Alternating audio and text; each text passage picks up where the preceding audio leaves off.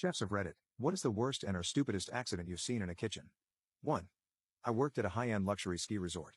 We had a program where young adults flew in from other countries to gain experience running a hotel or a specific part of it.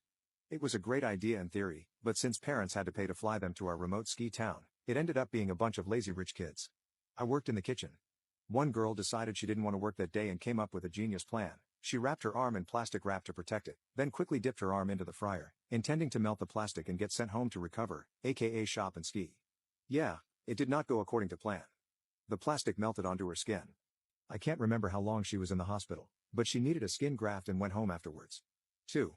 Grossest story I've seen was when I worked in a shady part of town. A restaurant down the street got shut down because they found a rat trapped in the frying oil, and it had been there for a while. They hadn't changed the oil in 2 months. 3. Someone attempted to stick their hands into an 80-quart Hobart floor mixer before it stopped moving. Their arm got twisted around a couple of times, multiple breaks. It was sickening. 4.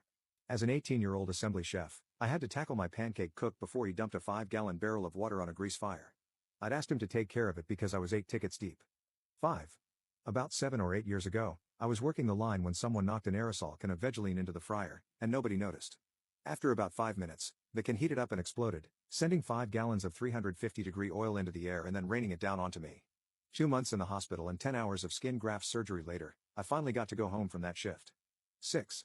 Not a chef, but I worked as a server. One day, the kitchen manager decided to use some heavy-duty drain cleaner on one of our floor drains.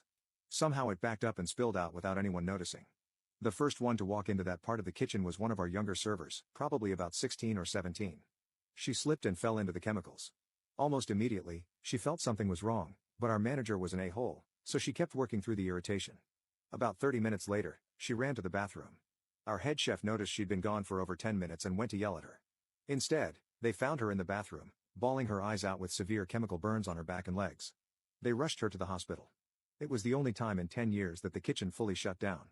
She got a big payout because it permanently scarred her, but none of us stayed there long after that. 7. The assistant kitchen manager was demonstrating how to safely use a mandolin on my first day. While showing us the correct technique, they sliced the tip of their thumb off. They returned from the emergency room about 3 hours later to finish the shift like a boss. 8. A friend of mine is a bartender at a mid to high-end restaurant. One day, a worker was cleaning the vents over the deep fryers while standing on a baking sheet propped over the grease. The sheet slipped, and his foot went straight into the deep fryer.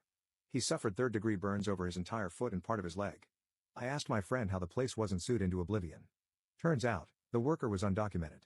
It never got reported, and the worker didn't tattle because his brothers still worked there.